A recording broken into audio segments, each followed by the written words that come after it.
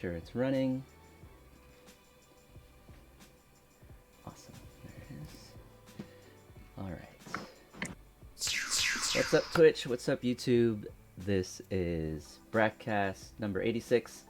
Today's topic is planning a wedding, and today we have a couple guests.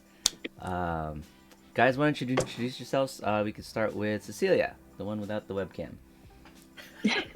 Deji's back. Yeah. Hi guys, I'm All right, Cecilia. that's better.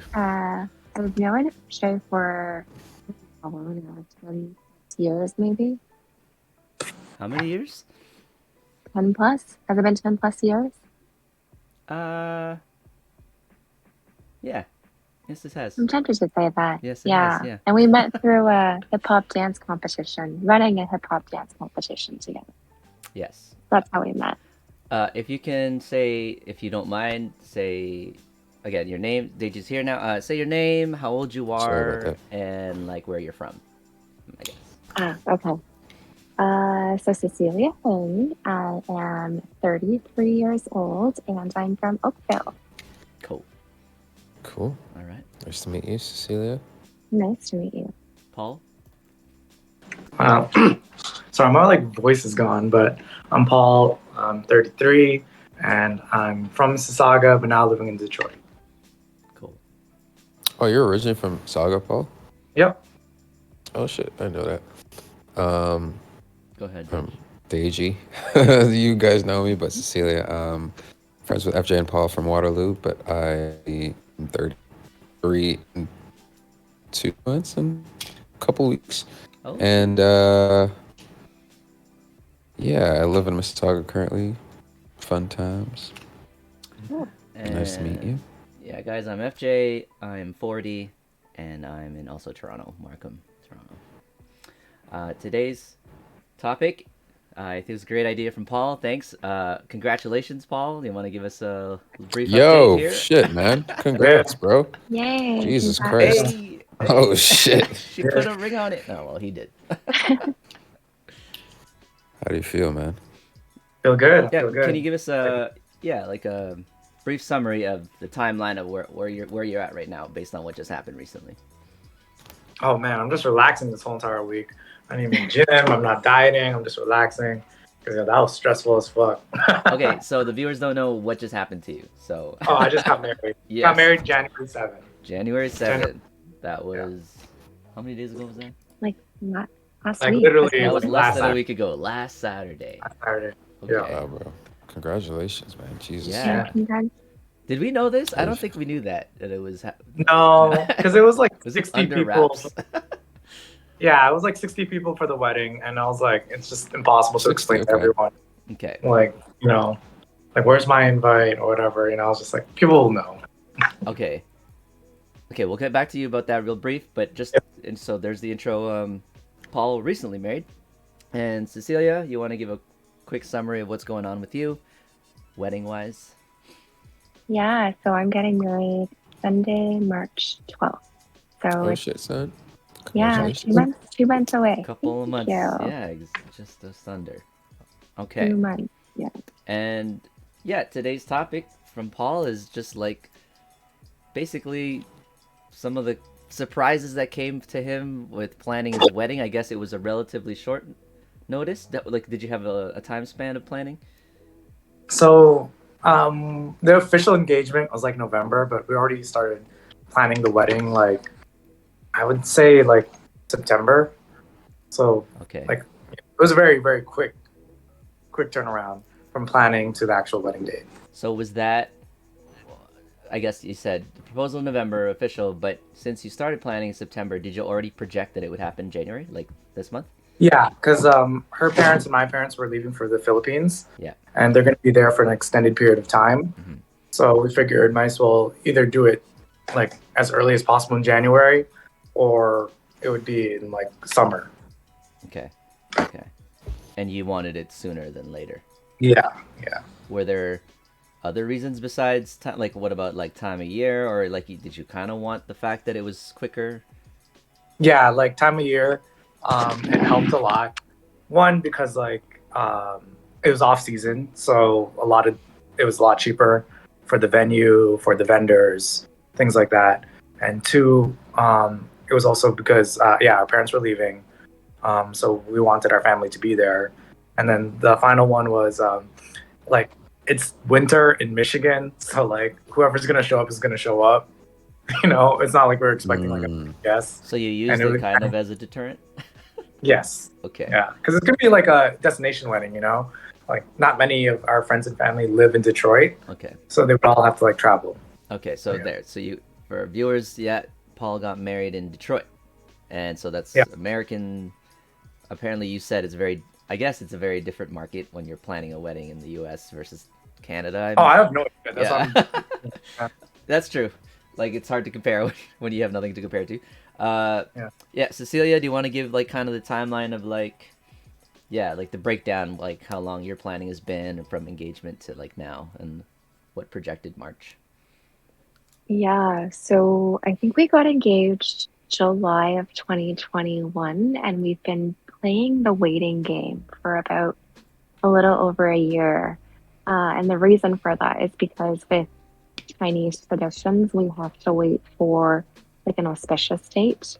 So everything has to match. And it took a really long time for us to get that. We got that in October of this year, and that's when the planning started. And I had initially thought I would want like a summer fall time wedding of 2023, but the dates came back and it was nowhere near summer or fall. It ended up being in winter, so we picked March. Sorry, when you meant auspicious date, you meant like it started last October, like 2022? No, we were waiting for an auspicious date for 2023, but we couldn't get that until I think September or August of this past year, because apparently the Chinese lunar calendars don't come out until like early fall of 2022, so we had to wait. So what does that mean? Auspicious date. An auspicious date? It's basically a lucky date that matches you and your groom's birth date and birth time. And then I didn't know this, but there's an extra layer where you have to match the bride's birth date and birth time with the groom's family, their immediate family members, to make sure that there's no clashes when you marry into the family. Oh, wow. I've never known anything. Yeah. It's super layered. I didn't even realize how complex it was until we started talking about dates. Is that who decides that? Yeah. Who decides it? Yeah. Lunar calendar? I don't know. There's a lunar calendar, but we had to go back to Asia for someone in Asia to kind of look at it for me and kind of compare everything. So somewhere, someone out there is looking at these dates and saying what works well and what doesn't. Okay.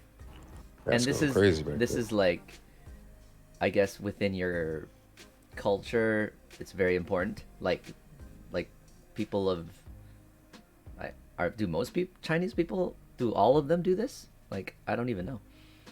I feel like maybe a lot of Chinese people do it, but to the extent that we've done it, maybe not. I think most of my friends who are Chinese just ask their parents for like a lucky date and they just look at the calendar, they'll be able to pick from there. But the fact that I had to give my birth date, my birth time, and then everybody's names and his families, that was like a whole another layer of complexity that I didn't anticipate. And I don't think most people go through this. So I think maybe like really traditional Asian families would, but the modern couple would not.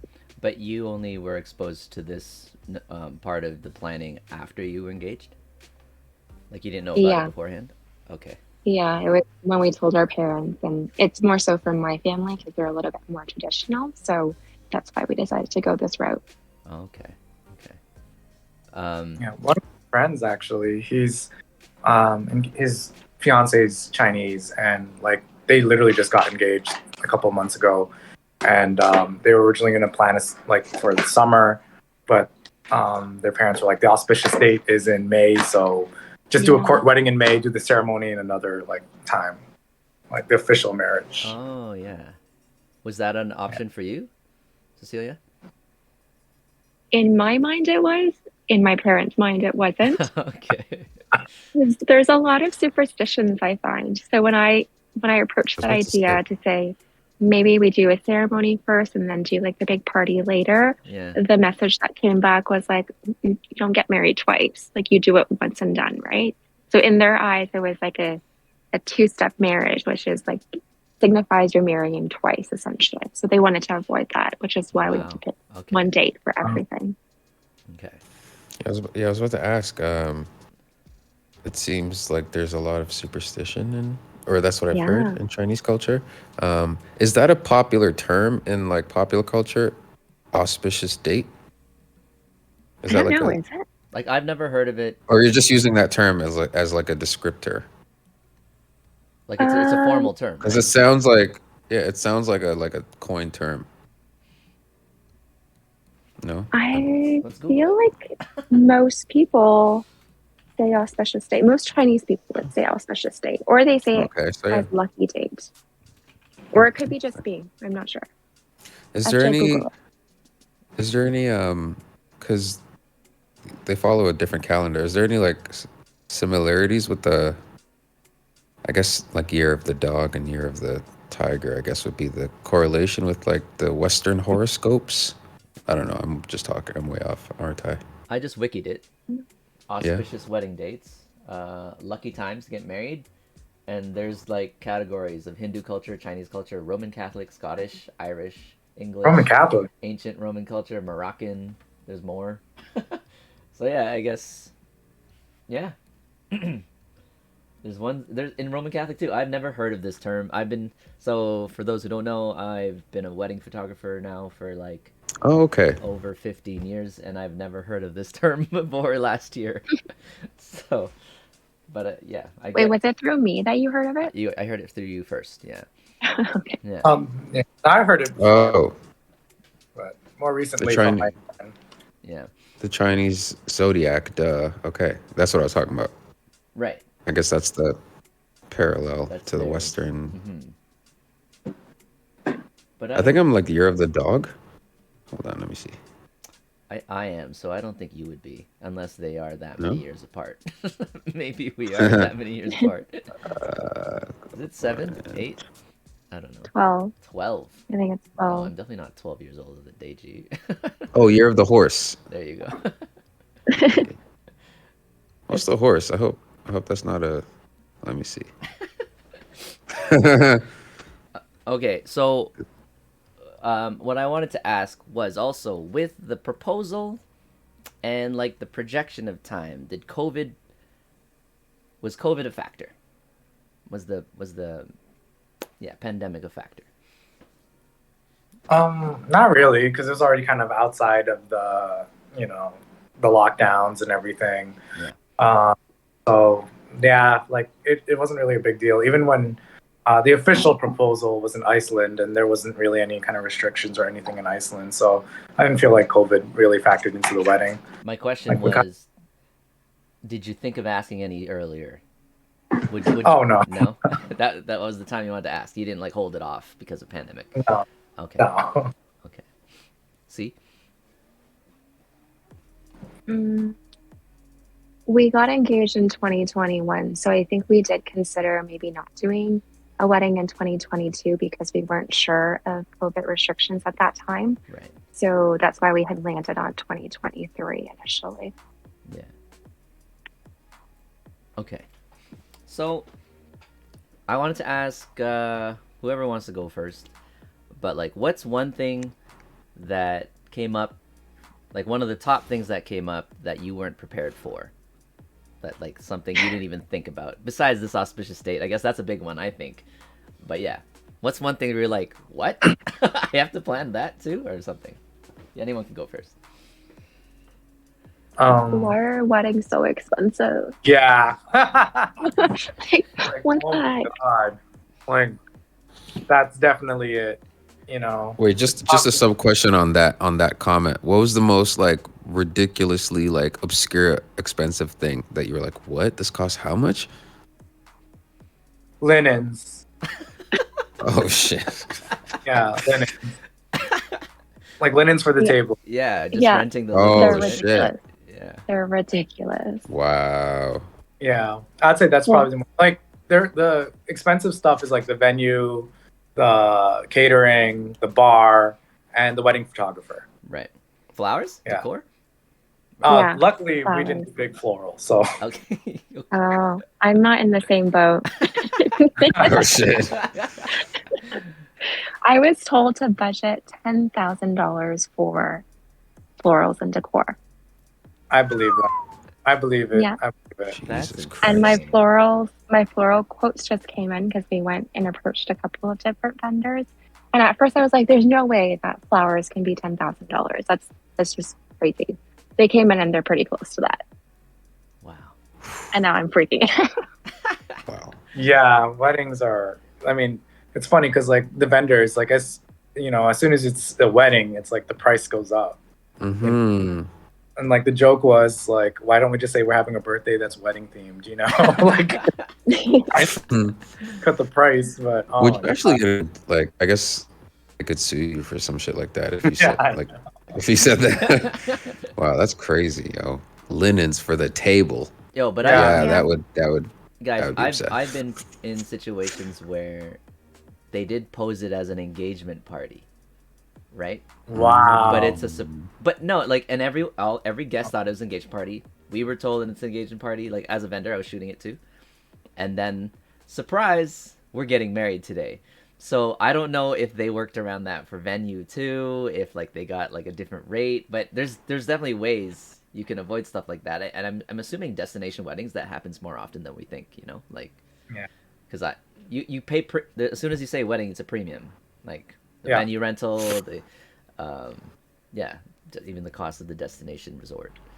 But, So I suggest all of us Waterloo kindergarten people put our money together and invest in a hall Yo, so we can make all this shit you- back. You know what I mean, could bro? definitely- no, Fuck let's that. just Like, invest let's just in linens. And then- let's get a hall, yo. Let's get them to come to us. yeah. But anyway, yeah, definitely the cost was the biggest surprise. Like, and like I budgeted and then I already assumed that we would go over budget. It's like one of those things, like it's a wedding, like So okay, shit comes. if you assume you're gonna go over budget, then doesn't that just mean that your budget was not realistic? Well, no, I had like a hard budget of like, this is how much I'm gonna spend on the wedding, and then we'll see. Like, the average like budget for like a 100-person wedding in the U.S. is like 30K US. Yeah. Okay. So That's actually I was like, all right, not bad. yeah, it's Yeah. not bad. So I was aiming for like 24K for like 60 people. Okay. So and we came up just like a little bit above that. So definitely like half of that in florals. Yeah. I can't do that. I can't do that. Well, that's I know. American, but I guess it just translates. It doesn't really matter the conversion No, or but whatever. I've heard a lot of people on florals. Yeah, like 10K. Like that sounds normal. like Like, that's okay. going to the Yeah. And you mentioned too the other day, Paul, that like photography average is 4K 4K. for 4K a full day, Yeah. for a full day. 4K at least. and that's like 2 shooters or something. Like, Oh, even one shooter. 4K. yo, the Oh, U.S. man, I'm FJ. in the wrong country, dude. Like, bro, I'm I'm telling you, bro. Trust me. I'm telling you, 4K for a wedding photo shoot. Like if you, I'm sure you have a huge That's portfolio by USD, now. bro. yeah, man. Come to the US, 4K, yeah. 4K, easy. Shoot, man. Okay, well, okay. Yeah, well, one thing I'd like to ask too. Sure, see, you're still in the planning phase, and Paul, post, like, value of the things you spent on. Like, let's look at, cost of venue, cost of food, cost of all the things you broke down. What after everything? Do you feel like it was worth it, or do you think what do you think was like, man, we didn't have to spend that much, or this is like, wow, we got a deal on this, like, Okay. So we got a bunch of deals because my wife has a lot of friends who are vendors. Okay. So the DJ was a friend of ours. The wedding photographer actually gave us a deal because that's also a friend of hers. So rather than the 4K, she gave us like 2.5K. Oh, wicked. Okay. Yeah, and like definitely amazing. Like, but her rate is normally 4K. Yeah.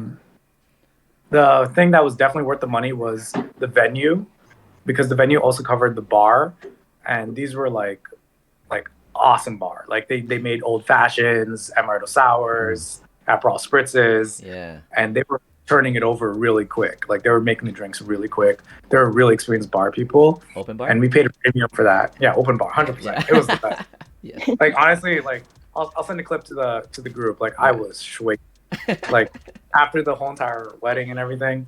So definitely, I think the bar was completely worth it.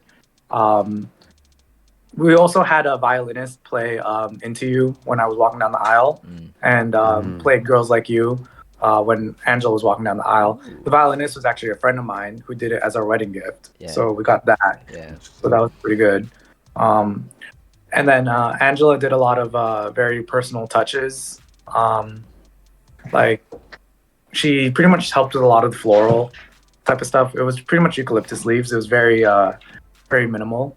And then yeah, I'm trying to remember what else we set up. Like we got the champagne wall, which is like instead of like where your seating chart is, you pick up a glass of champagne with your name, and it tells you where your table is. Okay. So we got that on a Black Friday deal.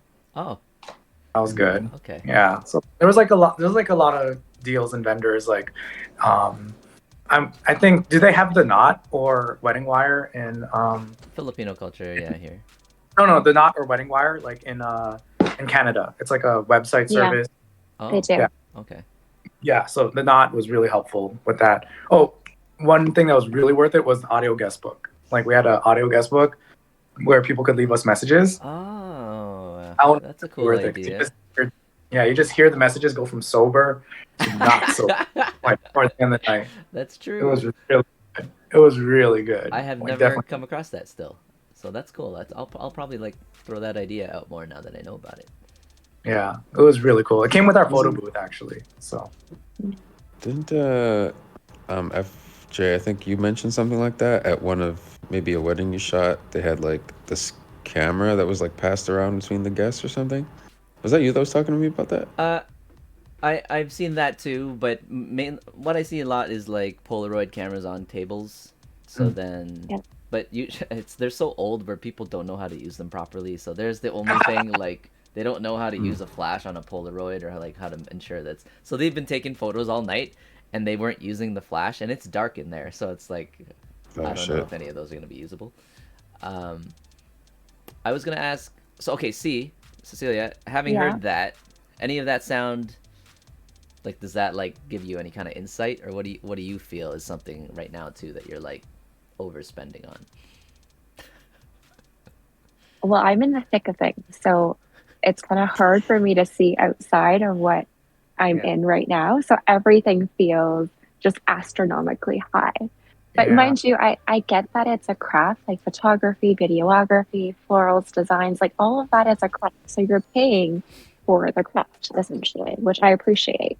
I think at the end of it, though, I'm going to really value how much I spend on videography and photography, because those are the moments that I'm going to just keep forever, right? That's all that I have for the wedding. So I don't mind paying a little bit more for those services, because I think it's the mementos that I get to cherish. Go ahead. I was gonna say on that note, like, it's funny, a lot of the resident rooms that I work in long-term care, see. Oh, okay. So a lot of the resident rooms will have pictures from their wedding day. You know, that shit is literally like lifelong, you know? And this is like, it's crazy because it's like it's like stepping into a time machine, because you see this person in real life, they're old and like, you know, some of them are end of life, but you're like, wow, this person used to be just like me, you know? It's crazy. So those photos are forever, man. So as the vendor, I mean, we talk about it amongst ourselves a lot too. Like, when we deal with certain clients who try to like, I'm not gonna use lowball, but bargain. Like try to bargain with us with our rate, knowing that if our average is 4, or if our average is anywhere between 2 to 4K, and you know you're spending 10K on florals, right? And your flowers are gonna last maybe a couple days, a week. After that night, you might never see your flowers again. And we're giving you something that you're likely gonna take to your deathbed, you know, or you know what I mean? And Yes.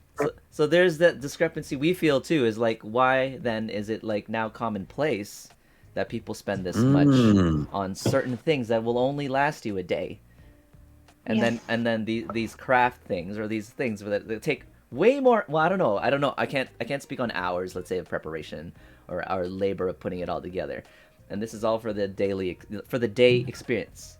But yeah, I Is don't. this Yeah. is this wedding vendor, secret wedding vendor beef that you're Oh, putting us dude, onto? 'Cause totally. I did not think about that. Totally, man. Like we're like, what? Because Like that is, I would actually we be would kind of arrive, upset. right? Obviously, we've done with the contract. We know we know what they're getting paid. We know what they've ordered. We walk into the venue and you're like, really?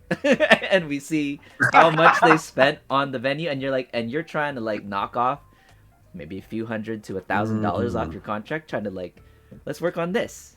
But I'm like, seriously?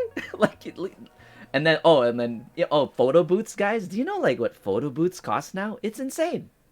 Yeah. Photo Very booth. expensive. Obviously, Yeah. some of them are more lavish than others, like a 360 panning camera thing where you do like this TikTok I'm like not gonna boomerang, hold you. whatever. But Those like, things Yeah. have kind of got played out. it's not like what you think, where it's like just a photo with a background and then someone takes a photo of you, or it's like a box where you take a photo in a box. Like it's now a production Yeah, in it's very itself. elaborate. Like they'll build a room, they'll put like a set. It's almost like a movie set in the room, and then you have a specific kind of media package that's included with that, like a swing with like angel wings on it, or like, and then all this lighting in the background and stuff. This stuff can rack up to $3,000 to $5,000 a booth, and that's I the believe same it. rate as a photographer there for 15 hours. It's like, what? Anyway, sorry, I digress. Getting heated. I'm on the other side of this thing, but I mean, obviously, I've never planned an actual wedding. I've shot my sister's wedding, and I've had consultations where I would walk through to itineraries, but I've come to realize maybe I don't really need to do that, Oh. because like, He froze. oh, me? Did I Yeah. freeze? Oh, there you're back. Oh, Like 3 seconds.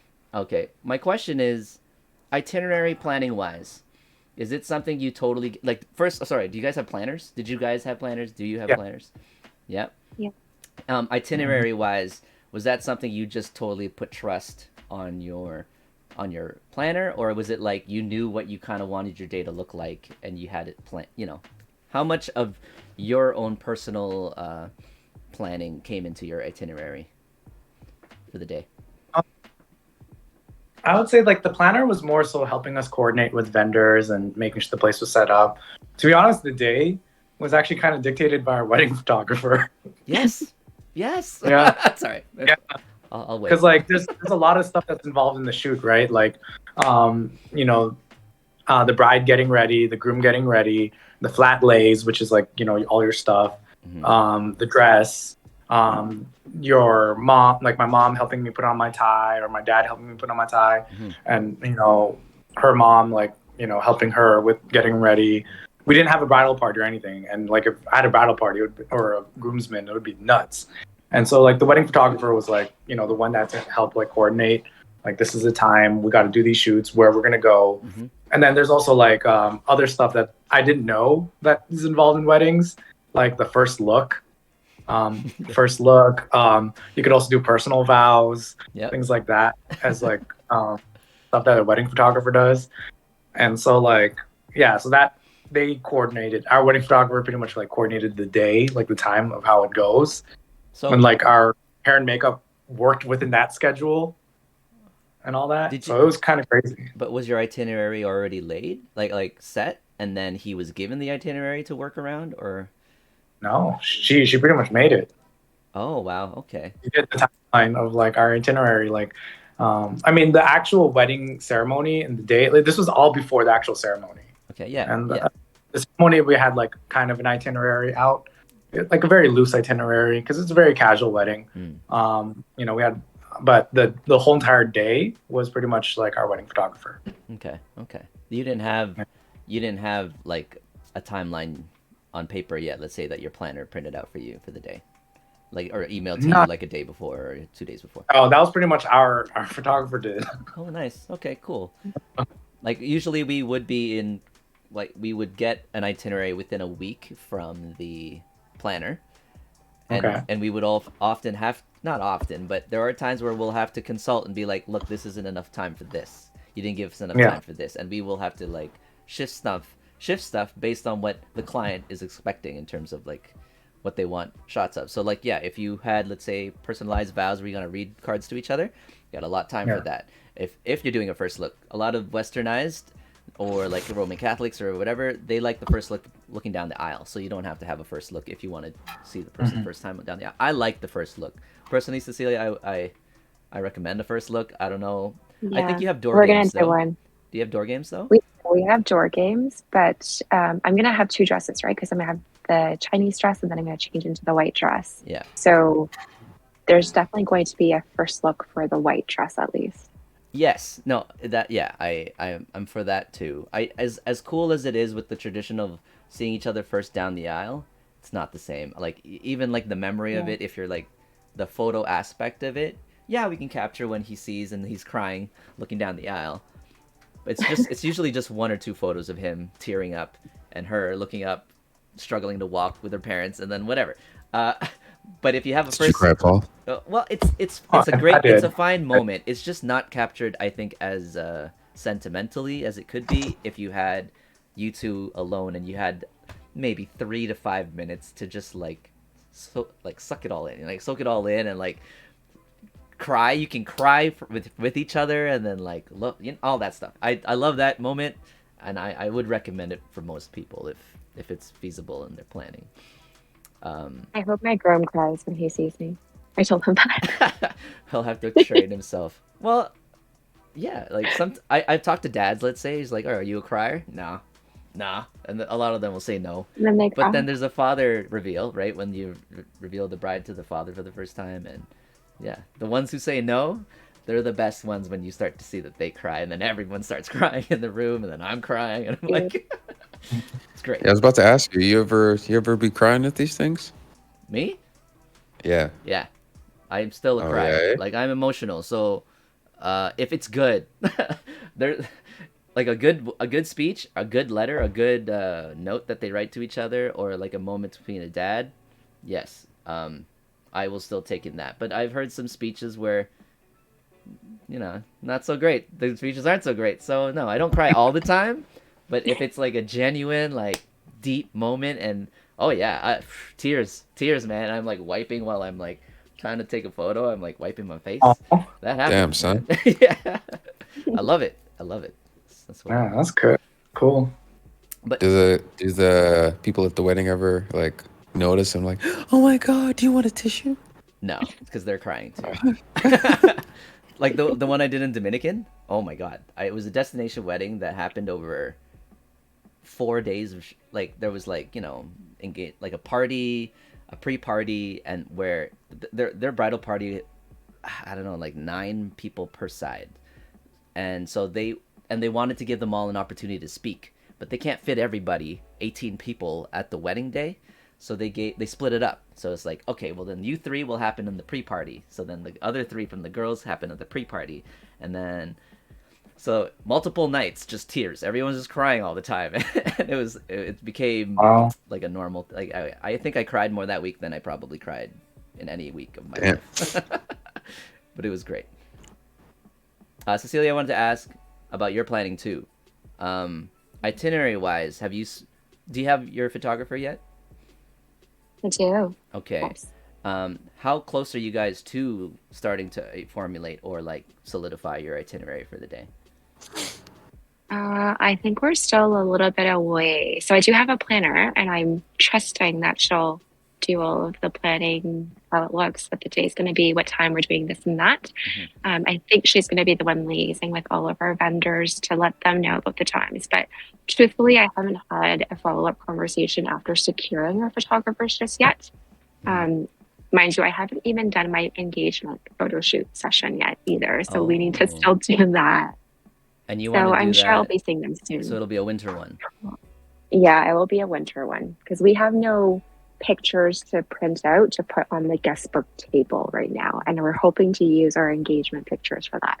Okay. So I guess are you gonna like book a studio? like in studio rather than outdoor? I don't know. Do you want outdoor? I think we're gonna do outdoor. I feel like we're more outdoorsy people than studio people. Okay. But it will be cold. I think it will be very cold. Yes. I'm a little bit worried how the pictures will turn out because we're going to be so cold. Yes. Yo, we did ours in Iceland. Okay, it was cold, Oh. but Did you like your pictures though? we love them. They look amazing. And somebody came with you to do them, or? No, I hired a photographer out there in Iceland. Oh, and they it just Ah. followed you around for a day. They knew where everything was. Like Yeah. they gave me a list of like Sick. different sites. Yeah. Like I got to pick, like where I wanted to do it, Yeah. and they're crazy. Like Iceland's just crazy. So Yeah. it was cold. It was really cold. Did you guys coordinate like wardrobe?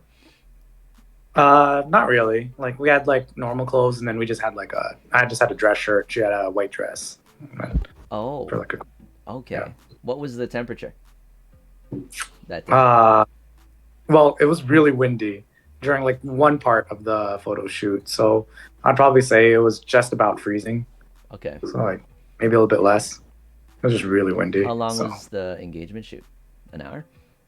Like 2.5 hours. 2.5. Okay. 2.5. Mm. Wow. So you took a lot of breaks. Not really. It was just like nonstop, and we had to because we had two different sites Okay. So okay. like, to drive. I mean, to. like from what I've noticed, also too, yeah, attire makes sense. But if you guys were already kind of wearing warmer, hikey type of attire, or was it in dress form? No. When the first area we were like in normal attire, and then we changed into like the dress shirt, and she changed into her dress, and then she was like cold. And like you guys toughed it out. yeah, we just Oh took it out. wow. Okay. Yeah. Be I wary mean, we're of all that. gonna like, we gotta just do the shoot. Yeah, for Cecilia, like if it's outdoor and if you're in the zeros, usually, well, it depends really how if you plan your wardrobe, I would say coordinate, but if there's a certain look you're going for and you're gonna try to make it look warmer than it is, like time wise, maybe 15 minutes tops per time, and then you gotta go in somewhere to warm up and then come back out and try it Yeah. again. So it's a challenge. I think we're going to have to coordinate what we're going to wear that day and what look we're going for. I really don't know right now, and I'm worried about the cold. So I have here an article I found online, the 5 most difficult things about wedding planning, and I'm just gonna say out the headings right now. We don't have to read the article, but I'm gonna say the titles of each 5, and Paul, yeah, you tell me based on your experience, is that the case? And Cecilia, tell me too, like, has that been also the what you found that these 5 are the ones that are creeping up as to being the most problematic? But it says here, well, yeah, this is obvious. Figuring out and keeping track of your budget. Paul, you said you had that target set. Yeah. Did you base that on just what you were willing to spend on the wedding, or like did you talk to people first of like, this is how much you should expect to pay? Like, did you Google it? I talked to people first, and then also like I would read up some articles on like the average spend on like vendors and like depending on the size of your party. So yeah, like that's how I got the number like $30K for 100 guests in the US. Yeah. That's like your average wedding. And so I budgeted for that. Yeah. And I also after talking with Angela, like we already knew what kind of look of the wedding we wanted. Like we weren't looking at crazy florals. It's gonna be kind of like minimalistic, kind of like warehouse type of vibe, like exposed brick and everything. So it was very so we knew what we could save on. So yeah, but keeping track of your budget, the Knot, like the app, helps a lot, because it could break it down into like your vendors and how much you're spending and everything, like from your vendors to your dress to catering to whatever, like has it all down there. Okay. So that's an app, the Knot? The Knot, or I think there's Wedding Wire as well, but we use the Knot. Wedding Wire, the Knot. Okay. Cecilia, about your number 2, like, was that based on some research? I'm sure it was, but go ahead. Yeah, it was less research, more what we were willing to spend Okay. on the wedding put together, I think, for the both of us. Mhm. So I think when we first started talking to planners, a lot of the feedback was it's going to be tight. Like your budget is going to be tight. We're likely going to go over. You need to be prepared that we're going to go over. Mm. So I think we're on track to go over our budget too. So they weren't wrong. I mean, they are the professionals. Well, Mm-hmm. again, when someone tells you you're gonna go over, that means they have I guess, an image in their mind of what it's what they want it to look like, right? And is it because you've already aligned that vision between you and the planner, like how you want it to look like? I think one part is that, but it's also your guest count too, right? The more people that you have, your budget's going to increase regardless. It just means more flowers for your tables, more linens, Mm-hmm. all of that, right? It adds to the budget. Mm-hmm. Okay. Deji, have you been a part of a wedding yet? Like at least bridal party? Besides guests? Yeah, I was a groomsman. I went for a wedding in Manchester in 2018. Yeah. I mean, I've been to other weddings since then, but yeah, as far as being in the bridal party, whatever, that was cool. It was a bit hectic, but yeah, Yeah. it was definitely quite the experience, though. I feel like because it was my friends from Waterloo, so it really like brought us closer as a friend group. But yeah, Okay. Paul just shared an image from Iceland. Holy. That's so awesome, man. That's what I'm saying. Like the background, it's just ridiculous. Like, so that's why it was cold. It was cold. Yeah, no, I can feel for her for sure too. Like if you're saying that's close to zero, she's barefoot, you got boots Yeah. on. Like, See that? do you guys see it? But I don't know if you guys see it. It's in the Is chat. is it in the chat? The Okay. chat of this room. I've never actually seen this feature before, but yeah, it looks wicked. I'm showing Oh it on the shit, stream that's right pretty now. sick. Yeah. yeah, I'm like, Jeez. No, that's Yeah. sick. I have to like grid it for the gram. You know, like you just have to just like take. Can I ask what That's sick. that cost was for that photographer in Iceland? I think And how'd you it was find them? around. Yeah, go ahead.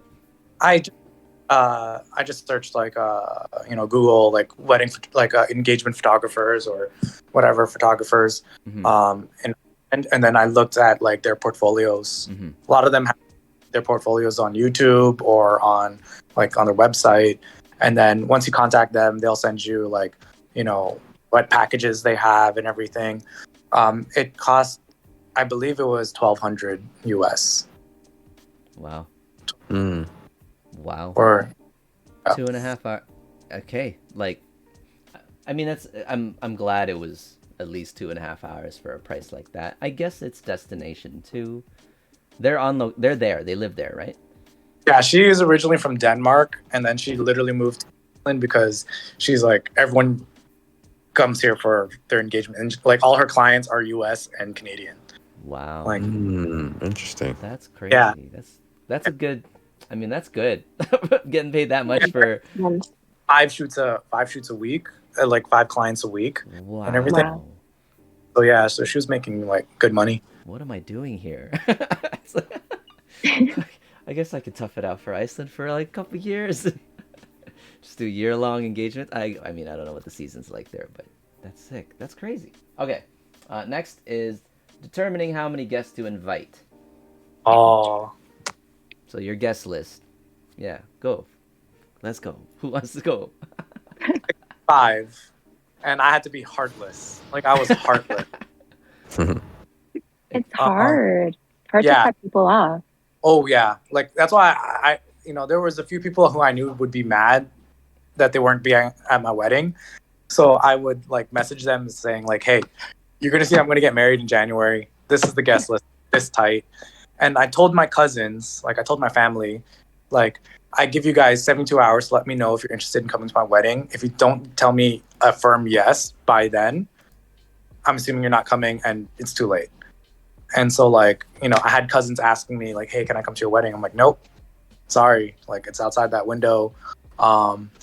And even like my aunts and uncles and stuff, like my mom was like, can you invite this person? Can you invite this person? I'm like, no. Or we actually pushed the venues originally for 50 sit down, and we actually pushed it to 65. And I even told my mom, I'm like, you know, we could bring that uncle, but he's going to be sitting in a high top. Like, yeah. And she's like, okay, that's fine. You know, and then he was not happy being on a high top, but it was fine. It worked out in the end. Okay. And you just gotta be heartless. Like I was just like, sorry, no, just not. But no. these are okay. You obviously have in your man, like you have people like you want them to be there. You have that number, and what did that number come to for you? Well, like I looked at it like I had of course my immediate family. Yep. I had a few cousins, like a handful of cousins, and then I had like my closest friends from Toronto that like I grew up with and everything, and like their partners and stuff like I grew up with, and a few close friends from the US. And so that comes up to like that came up to like almost 40 people, and that's like half the wedding. That's just you, not that's her just side yet. Yeah, and so and like I had a few people drop out. And my mom would ask me if I could replace them with like some of her family members and stuff, or my family members. And I told her no. I was like, no, those are going to Angela because, you know, those are like I have already. Those belong to her, so she gets first say on where they, you know, who goes there. And yeah, like it was just a firm, just like, nah, don't worry. Like you guys could be mad at me. Like my mom could be mad. People could be upset. But I'm like, hey, it's my wedding. Exactly. At the end of the day, it's yours. I know there's a lot of I get it. There's that obligation. I've seen it in all too, where parents are going to invite certain people because they maybe feel that like I'm going to use the word obligation, but then there's really not much of a connection to the bride and groom themselves. Yeah, you know? Like it's just that familial tie. Cecilia, is there something you've experienced in your guest list creation? My guest list is definitely a lot bigger than I thought it would be. So I think we're aiming for 120, 130. 130 is like the minimum guest count that we need for our room at our venue. So we have to meet that minimum guest requirement regardless. But I always thought I would have a very small wedding, to be honest. I thought it would be like the 80, like 60 to 80 range, if that. But my fiance has a really large family. So what we're finding is that the parents from both sides of the family actually do want to invite some of their friends that we don't personally, the kids don't know very well, but it's the parents' ties, right? People that they've worked with before, church friends, let's say, their neighbors. So we're extending the invitations to those because of our family. But I think those are the people that likely, if you're wanting to cut people, those are the ones that you cut, essentially. They're the expendables. Yeah. Well, my question then there is too, before the wedding, before the proposal, when you had your image of your wedding, let's say, I don't know if you guys ever do that when you were younger, but you know, where you had like your projection of your wedding. Did any of this kind of was in your head of like, I'm sure when you had a vision, you had like images of a bunch of people, but you didn't know who those people were. Now reaching up to the point where you're actually planning your wedding and your budget's in part of as a factor, like, how do you feel about those people who are totally cool with like doing a destination, or like they'll just do a private party and like they don't want to bother with the obligations, versus maintaining this almost like a status quo or something, or like a I guess it's expectation of exterior expectation. Like at the end of the day, as you said, so Paul, it's your wedding. That was your take on it. It's my wedding. I can do whatever. I can say no. Cecilia, does that kind of have any kind of weight hearing that from Paul, or like, what do you think? What do you think? Obviously, I feel like I'm not that's so tied to my like family tradition that even though I have the thought of it's my wedding, I do also want to give a lot of consideration to Yeah. what the family says too. So I feel like I'm being pulled in between what I want and what I think is respectful for my family. Yeah. That's the struggle that I have. I think I was lucky enough because, we wanted a smaller wedding, and the venue, we fell in love with the venue when we saw it. Yeah. And knew it was going to be a smaller wedding because just the venue. And that gave me the leverage to really tell people no, because I'd be like, look how small this venue is. I would actually tell them, like, look how small the venue is. This is why it's a tight 65. Like, this is why it's a super tight 65. And so that kind of gave me the leverage to like tell people no on like, no, you can't invite that uncle. No, you can't invite that aunt. I know you want them there, but really it'll just mess up the whole wedding, And like my mom was even like, hey, why don't you go with the bigger venue, and everything. And she was even willing to like chip in for the bigger venue. That's not something that we didn't really like that venue. We really liked the one we had, vibes it had. So that's the reason why, like, but the venue pretty much gave us the idea. We knew we wanted a wedding around like 100 or less guests because we actually knew that because we went to another wedding that was about 70 guests. Yeah. It worked out great. And so we're like, 70 seems like a good number. So we just wanted to keep it around like that ballpark. Okay. Yeah. Cecilia, any other comments about like your number? Are you gonna hit your number? Are you over 2? Are you trying to cut people? No, I'm definitely not over. I have like 2 friends. Everyone's also Stephen. Okay. I'm trying to find people to hit that number. But I will say that everyone that we put in our yeses are people that we truly want to. So that means a lot to me. For the people that you weren't, the people asking to come, but you didn't have room for them. So I guess they're close, but they're not that close. They're not close enough. Do you feel like you're gonna have post, meet and greet parties with them? Like you're gonna have your own dinners out with them? Like, is that something you feel almost pressured to do because they weren't at your wedding and they're like saying, "Oh, we wanted to see you guys at your wedding"? Right now, I'm just so exhausted from the wedding. Like, I don't really, I don't care. Yeah. Like, like definitely, I will like reach out to them and hang out, and everyone's still got to meet Angela. So, but otherwise, like after the wedding, I'm like, nah, I'm exhausted. I'm just like, I'm not even thinking about entertaining other people right now. Yeah. Okay. Cool. So I have a question for the group. If Sure. someone invited you to their wedding and you went, now when it comes time for your wedding, do you feel an obligation Yes. to reciprocate that? You did? Yes. Like you wouldn't have had them, but because No. they invited you, you're like, now we gotta invite them. So No. there was a couple of people like I felt obligated to invite them, or I felt bad, like I just didn't tell them that I had a wedding, but they invited me to their wedding already.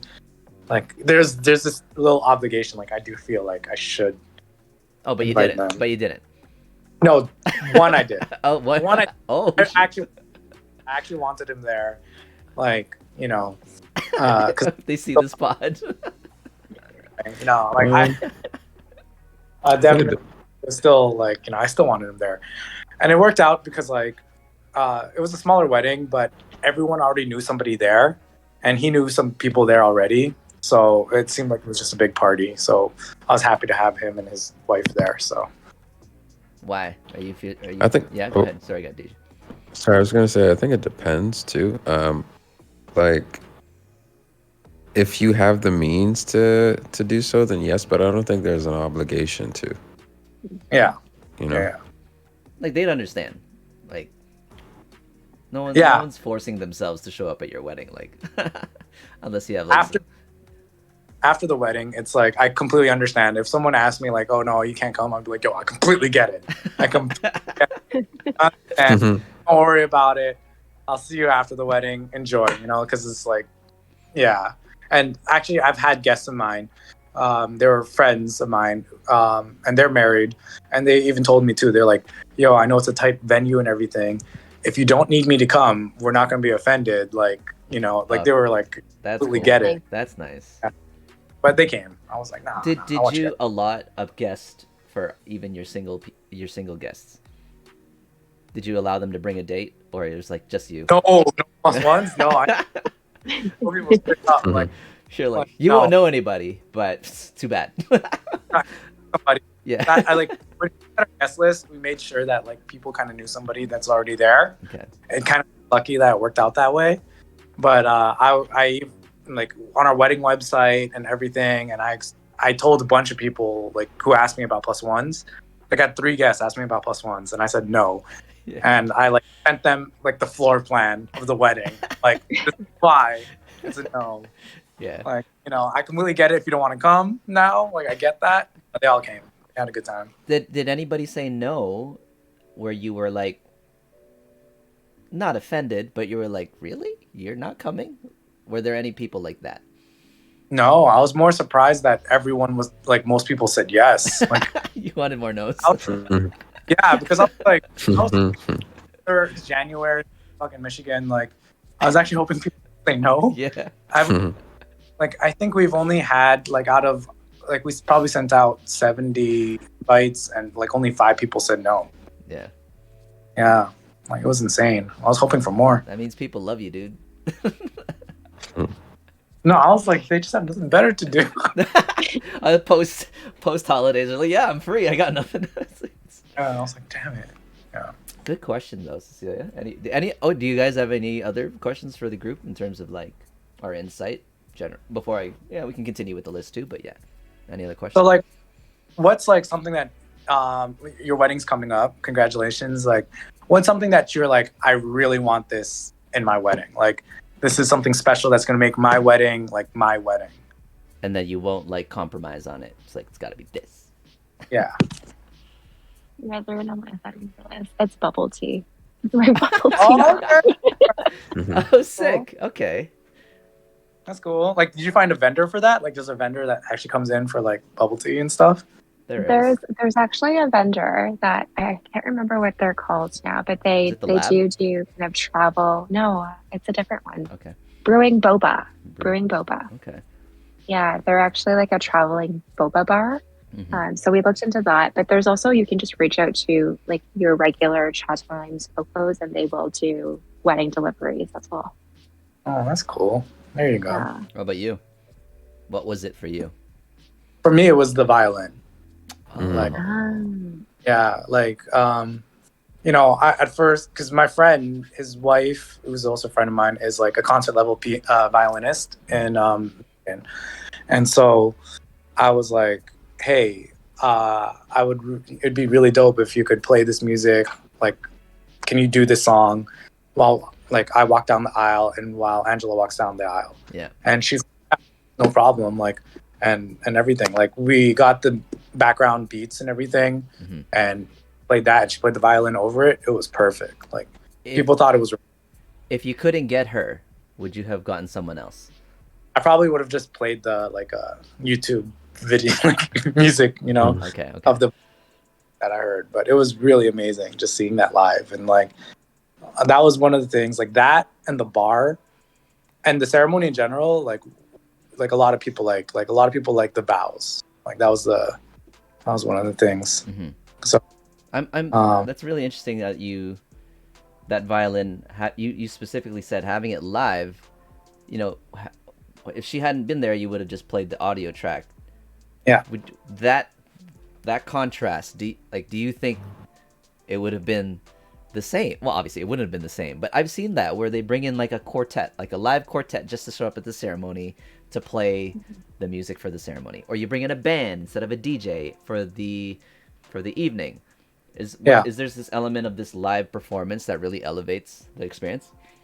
I think so. I honestly think so. Just having that live, and plus, like, it's not even just like having it live, but it's also having like that song. Like that's the song I really wanted to wedding, and so like her actually personalizing and like doing that was amazing. But definitely live, I think makes a big difference. Yeah, I agree. It just changes the mood of the entire evening ceremony. It does. I when I first got in the industry, I didn't see a lot of live bands yet because I wasn't in that budget tier yet, right? Like I'm new, so I'm in the lower kind of budget tier of vendors. But then as I moved up, and I'm now seeing almost every wedding I go to has a band. Yeah, like and then I shoot one where it doesn't have one. It's like, oh, and I do see that, but I mean that's like a $10,000 difference. Like, Yeah. it's a lot of money, and they don't play the full set too. You still have a DJ. You have to have, well, you obviously use their DJ, but yeah, there's a DJ set in between their sets, and but yeah, that's another thing too. If people want bands. Yeah. So you had a DJ, Paul, or no? You said Yeah, we had just a. the violin was just for the ceremony, but we Okay. did. How much is a DJ? Luckily, it was a friend of Angela's, so it was about like $100 an hour. For how many hours? 5 hours. That's a steal. Like you got a really good deal on a bunch of vendors, dude. Yeah. Got a lot of steals on our Yeah. like, yeah.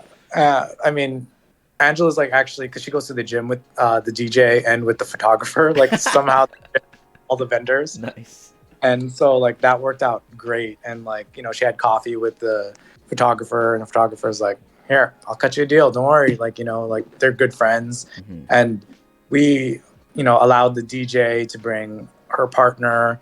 And honestly, like they were partying as hard as we were. Like everyone was having a good time. And so it worked out. Like it worked out pretty good. So yeah, on this list, I'll just read the rest because I think like we've kind of covered it already. But yeah, the other three are creating your vendor squad, decision making, and knowing if you're doing everything right. I feel like these are very broad kind of titles. Obviously with the vendors and making decisions for, I'm guessing, itinerary and even like where to spend your budget. Now, knowing if you're doing everything right, do you guys feel like there was this evaluative process of like, am I making the right decision? Did we make the right decision? Did you guys feel that at all throughout the process, either of you? you can go ahead. I'm just thinking. Like what dictates the right decision? Doing everything right, you know? Is it by me? Oh, I met the budget. That means I'm doing everything right. I don't know. Is there a template? During my wedding, so like after everything was done, like the ceremony was done, and we're all just dancing and drinking and all that, I started crying like on the dance floor. I was like drunk. I started crying. Like people were like, "Oh, what's wrong?" And I'm like, "Everything went so well." Oh, I love that. That is a good feeling. I was like, you know, because like it's kind of chaotic. Because even during your wedding day, like honestly, like Cecilia, you're gonna see this. Like they're gonna pull you, like, "Hey, photos! Hey, photos! Hey, photos!" Yeah. Talk to you. Everyone wants photos. Everyone wants to take a shot with you. Everyone wants to like you're pulled in a million directions. A vendor is gonna be like, "Hey, there's some issue here. Don't worry, we'll sort it out." Like, there's so many things that happen, and so like, oh my god, like it's chaotic. And so when everything was done, You're just relieved. I was so relieved. Like, I was so relieved. I'm going to be so excited to feel that because right now I'm in like a bundle of stress. And I'm thinking about it more, that question of Shay. I think I do constantly ask, am I doing the right thing? And I think about it from a guest experience perspective. Like every decision that I'm making, I'm always circling it back to like, will my guests enjoy this? Will my guests have fun? So I think that's like the biggest pressure for me right now. Even something as small as the invitations. So we're doing invitations for select family members, more so for the elderly family members. Mm-hmm. Like the Chinese invitations, I'm just like, I don't know how to write a freaking Chinese invitation. Like, am I doing it? Like, what are they going to feel when they receive it? So it ties back to guest experience for me, I think. That's interesting that you said you put your focus on the guest experience. Paul, did you do that? not to throw you out there. I'm not trying to throw you. No. What happened was like, I remember like getting ready for the wedding. Like I had friends who had weddings, and they literally were just like, "Listen, it's gonna be already stressful. This day is for you. Like, they're celebrating you. Your friends, your family, they're there to celebrate you. Like they will find their fun. You don't have to like, watch for them. Like they will find their fun. They're just happy just to be there to celebrate you. And that's like what the best advice I got from like people who've had the weddings and everything. And it was true. Like, during that wedding day, how many people went up to us and asked us, is there anything you need help with? Is there anything we could do? Like, and it was funny because I was like, no, you guys can't help me with anything. It's like, nothing, John's no. Yeah. Yeah. But we already knew it was going to be a good party. Like we got that from the vendors. The vendors really like made us comfortable about it. Yeah. Like the caterer, the bartenders, the DJ, like they were like, oh, we do this. Like they were like, don't worry, it's gonna be fun. Like they were like so relaxed about it. Like all our vendors were like young. They're like 30s or less, and all the vendors, like, because Detroit's actually a very young hustle city, like artsy city, so they all had like the same kind of vibe, and everyone's like they were very confident and were like, trust me, this is gonna be a party. Like they were just like saying all that stuff, and it was like our caterer like found us like while we were in the heck of things. He pulled us to a side and he was like, here's your plate, here's some appetizers, eat. Like really great. He's also a friend of ours, so it worked out. But like it was really nice just to have that. But definitely it's crazy. Like Okay, I have three more questions. I like how you said that. Go ahead. Oh, sorry. I like how you said that, Paul, that it should be about like us as a couple, because I keep hearing that too. Yeah. And I have to keep grounding myself and reminding myself that it is about that. But part of me just keeps thinking about guest experience. Just think about like when you're at a wedding, right? Like when you went to your friends' weddings, like you had a good time. You didn't have to worry like if they're worried about you or whatever. Like they're already the couple pressing everything. So that's how I looked at it. I was like, you know what? Every time I went to a wedding, I'd find my fun. There was never like a boring wedding. Yeah. But however, that is, I will say, a young generation thing. Like, we can, I think there's a lot closer tie between a younger gen guest and a younger gen couple, of like this level of care where you're there because of the couple. But you're gonna have those individuals, maybe old school, more high or older relatives, or be like, you're gonna seat me here? Why am I so far from the front, from the head table? I can't even see them. This thing's blocking my view. They almost feel like they're VIP, but they didn't get VIP status. Those are the people you don't want at your wedding. It's like, get out of here, leave. But yeah, I do feel I like that change, where as I'm seeing more like intimate, like younger weddings where the vibe is really just to have a good time. I have 3 more questions, guys, before we can wrap up. But Deji, do you also have anything you want to ask them, or anything you're curious about?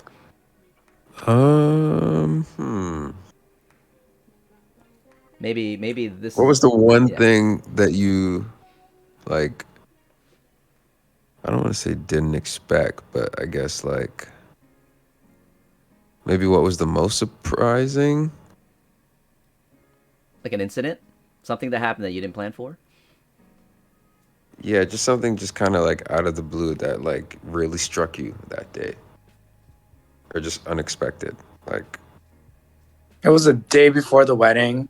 Our linens was not pressed, and it does make a big difference if your linens are pressed. Yeah. Yeah, and so like that one was surprising, but our vendor was like, "Listen, I ain't having no janky tables at your wedding. It looks bad on us. We're gonna press them." Oh, nice, good save. That's because they were like, "This reflects on us." They were like, "This is gonna reflect on us. Yeah. We're gonna press these. We're gonna make sure it's good." So yeah, that's funny. The last wedding I did, of last year, the linens didn't arrive. Like, yeah. No. So planner's like, wait, what? And they're like, yeah, just we can't get them there. Like, and so she had to scramble. She ended up using the house linens. Like, so she had to make some, bargain with the venue. so they had to use their linens last minute, and so there were linens. I don't know if they were the original linens that they wanted or anything, but yeah, this was day of too. They're like late. Yeah. Linen, like plate chargers. Like, you know what plate chargers are? Oh, just the plate A under the fancy plate. Yeah, Yeah. Yo, Yeah. I didn't even realize that was a thing. it's stupid. Oh my Fuck. god. Crazy. A plate. It's It's unnecessary though. $5 a plate. The thing is, it's not necessary though. Like, it fills the look though, because if you think about it, when we're taking a photo of the room prior to dinner being served, then there's no plates. There's nothing on the table. It'll just be cutlery. It's a look. It's different. Is it a make or break? No. Is it worth $5 a person? I don't know. I mean, it's up to you really, for maybe max 3 photos in your album. Yeah. 100 guess it's $500. Yeah. $500 for the plate chargers. Okay, so this is the thing, is that there's a lot of things that I didn't realize about weddings that went into weddings until I started planning.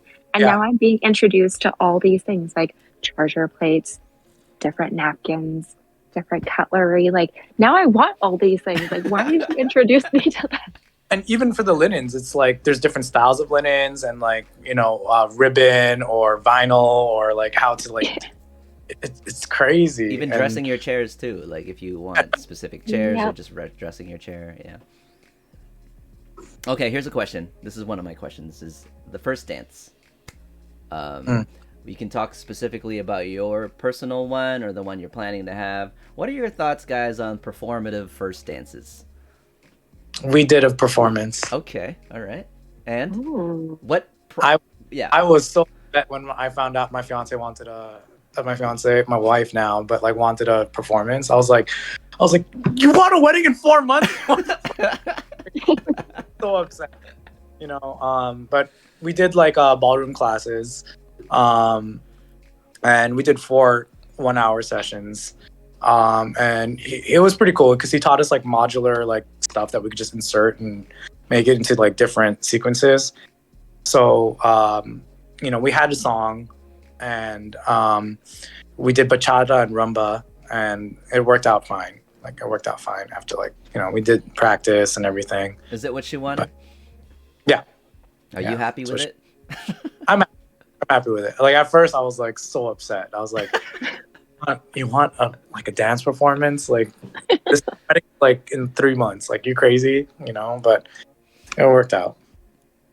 I'm impressed because we're in the same boat.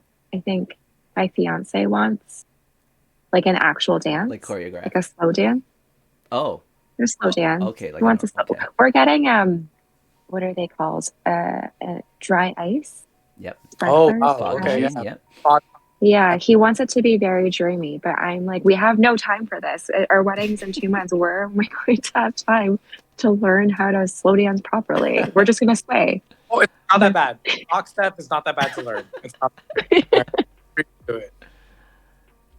And just so you're aware too, for anyone out there watching or see if you're still choosing, there's different dry ice too. So be wary of fog machines. There's a low priced one, and then there's a more expensive one.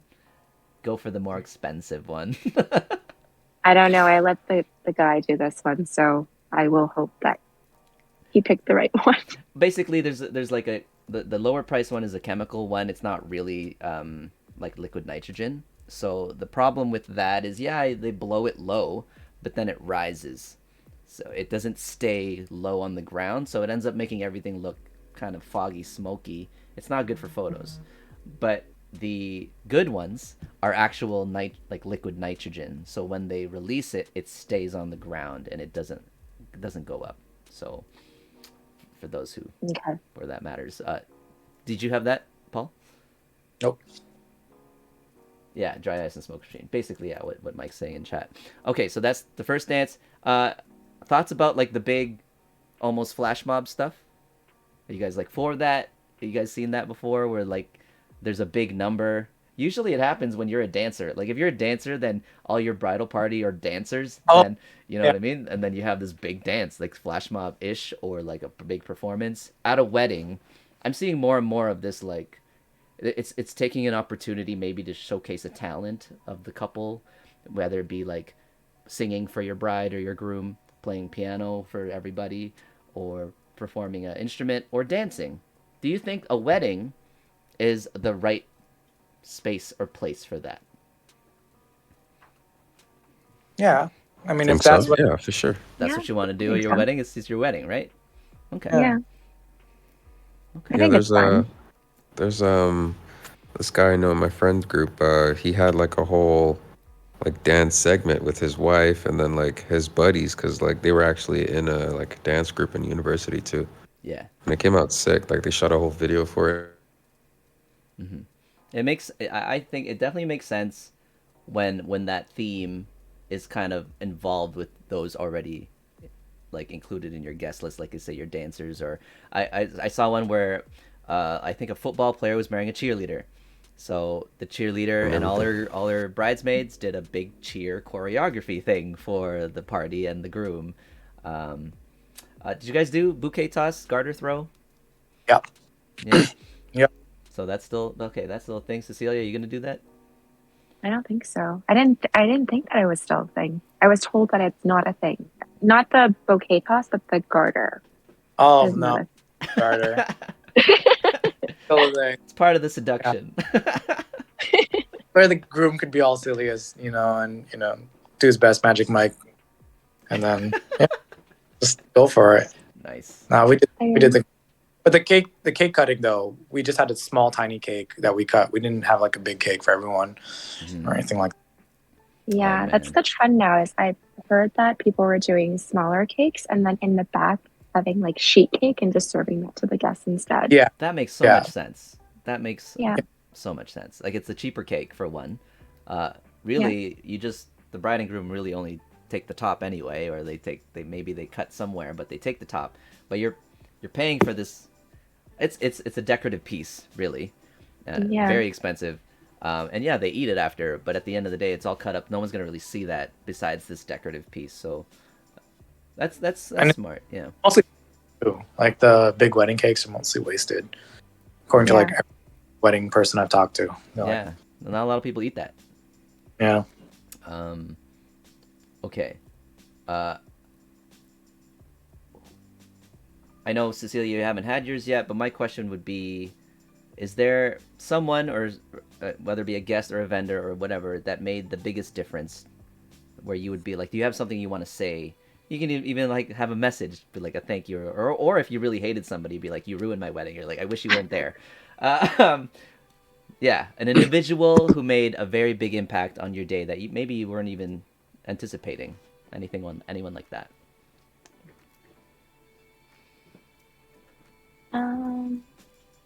I feel like at the moment, probably my maid of honor. Okay. So she's not a vendor, but from a vendor side, I would say my wedding planner. So we went and picked out a wedding planner to do full service wedding planning, and she's been the one that has been sourcing all of the vendors for us. She's gotten us really great preferred vendor discounts, so that's helped a lot. But I think what I'm really hoping that she'll be able to do is the day of information, all the itinerary, keeping everything on track, because I don't have it on the wedding day. Mm-hmm. But what I also really appreciated was she spent probably 20 to 30 hours just putting together like a design deck for me, helping me visualize like how everything's going to look, what my colors are going to be, potential like options for linens, just everything put together in a nice little package. So I'm a visual person, so that really helped me. But outside of vendors, it's definitely my baby. She's been doing Like emotional, moral support too, or like doing a lot of yeah, labor? yeah, a lot of both actually. She's been going with me to like appointments and a lot of emotional support, Okay. which I need. Right. Paul, I think of anybody? Yeah. Surprisingly enough, it was the videographer. Okay. Because during the day when we were going out for our photo shoots, and the videographer was with us, He was like this young dude, and like was just talking with him, and we were just shooting the shit, and he, of course I was anxious, like my wedding day. There's like a million things going through my head, million vendors, and all these anxiety and everything. And then he just like was like talking to me, and just very chill, and we talked about like other weddings he's videographed, like did his work for, and he was saying like, yeah, dude, like I like this wedding. You know why? Because like you guys don't have a wedding party. It's so chill. Like usually I have like all the friggin' bridal party and groomsmen are like, oh, we catch this on the video, or do this on the video, or do you have to do this again? And he's like, this is so much better. And he would also tell me like how he did like big weddings, like 3,000 people weddings. Whoa. And he's like, yeah, so he's like, trust me, man, this is good. You'll be fine. And it was like very chill. Yeah. Like it was very calming presence he had. He was like so nonchalant about everything. So he helped. Yo, sorry, Yep. just gotta cut, y'all. I got an early morning tomorrow, but No worries, dude. All right. amazing conversation. Thanks for You guys coming. take care. All right, later, man. Yeah. Good night, y'all. We're wrapping up soon. But yeah, no, good night. Good night, Deji. Thanks for coming. All right, All right, peace. I will say, just okay, we can wrap this up too, because yeah, it's been over. I think it's over an hour and 20 minutes. Oh my gosh, I thought okay. I will say, yeah, the balance between feeling like you're putting together an event that's like a formal thing versus enjoying your day. Paul, based on like the energy and like how you're speaking about your day, I feel like I think it went beyond your expectation of just how much you were able to enjoy it. It means too that you did a really good job planning it. Like you arriving to your day, you were able to kind of at least get as firm grasp of your planning that you had. That you plan. did you feel like you let go? Like at what point in the day? Was it right in the morning? Was it after the reveal or anything like that where you're like, you know what, man, I'm just gonna take it all in. I don't want to worry anymore. At what point during the day that was after. I literally think that was after like everything was done, and that's when I like broke down in tears, drunk on the dance floor. Like that's far into the night. Yeah. Well, like there was always a little bit of anxiety because like even during the reception, because we did our reception in the same place as our ceremony. Yeah. So they had to transition the room, and that got pretty chaotic. Yeah. For them to transition the room,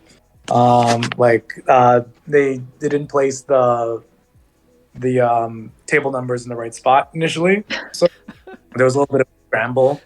But once that got fixed and everything, and I don't know, that's when I realized like, oh, I'm married, everything's done, I can relax.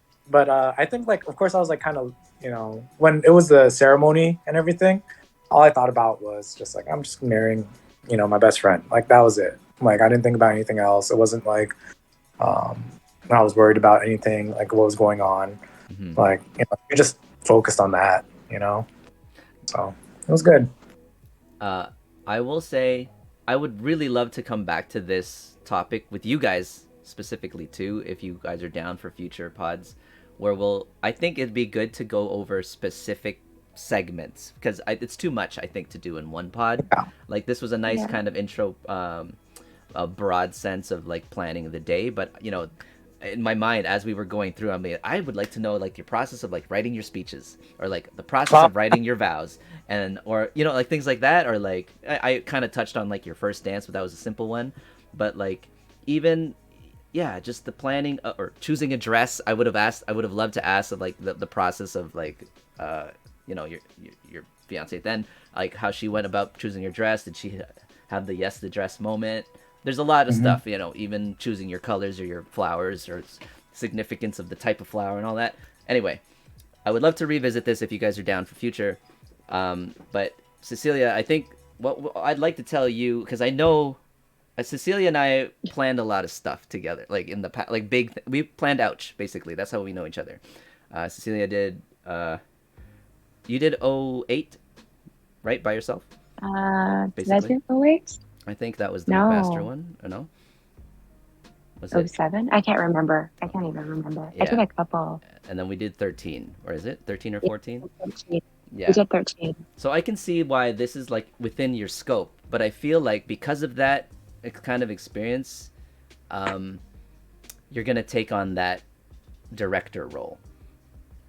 And I hope you're able to, and that's I think why a planner is going to be critical in this scenario, because there are certain things, Paul, too, you mentioned, like this linen not being pressed or the numbers not being on the table. They told you about the numbers on the table? Yeah. Do you feel you needed to know? Like they could have just fixed it, maybe. Like whoever figured it out should have been able to fix it, right? Yeah, I don't know, but I'm also kind of like type A. I'm like, make sure. You're like, yo, no, like, okay, that's cool. But you know what I mean? There are certain things. Just like, does the bride and groom really need to worry about certain things? I've obviously encountered a lot of these kind of scenarios where it's like, yeah, they don't have to worry about that. We can handle this. And a lot of times too, the more experience I've gained shooting with bride and grooms, this personal, like, shooting the shit thing you had with your videographer, there's some critical times where that makes a huge difference to like the energy of that bride or the groom, if they're getting flustered, if they're starting to lose a little bit of their cool because it's high anxiety day. I think that's a skill that you'll see more on like more experienced photographers. Good. I'm glad you had that moment with your videographer that made that kind of, pivotal kind of moment with you. So that was sick to hear. But yeah, Cecilia, I hope that you're able to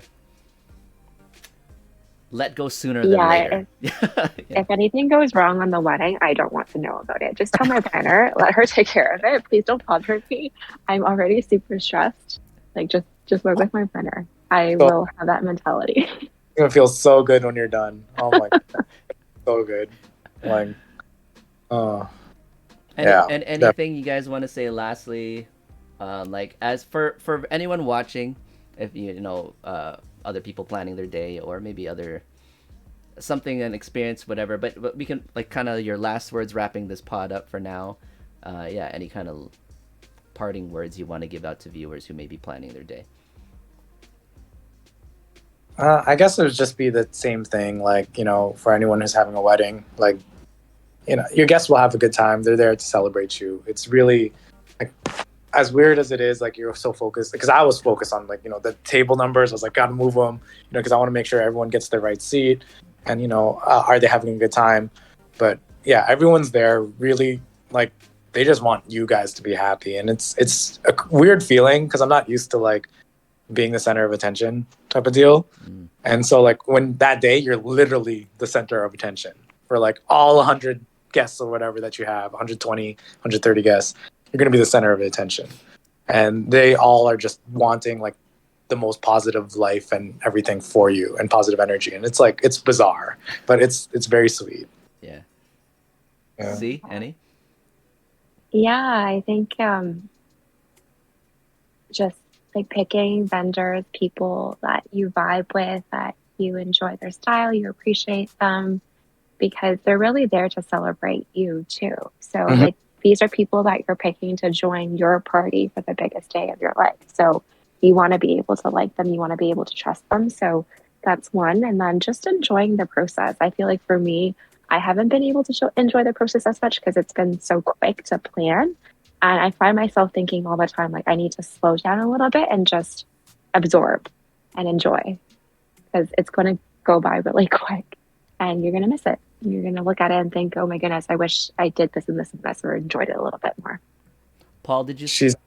Yeah, sorry, go ahead. Oh, she's absolutely right about the vibe check with like your vendors, like meeting each individual vendor like beforehand. It is like finding that energy, and you're just like, yeah, I want this person at my like special day. Actually, yeah. I just wanted to ask quickly, did you sleep well the night before? I did, actually. Okay. I slept pretty good. We were exhausted. Like, we had all this family and everything, so it was already exhausting. But I was able to sleep. What time did you wake up that wedding day? Woke up at like 8. 8 in the morning. Yeah. And when did you finally knock out? So I was smashed. Like, I sent it to the WhatsApp group. You'll see like the video. Okay. Like, and luckily, like, my wife gave me an IV because she's a ICU nurse, so she gave me an IV fluid. But I was so gone. So like I think we were probably back in the hotel maybe like 1-2 a.m. Okay. And then like yeah, but I knocked out because I was gone. Like I was smashed. Wicked.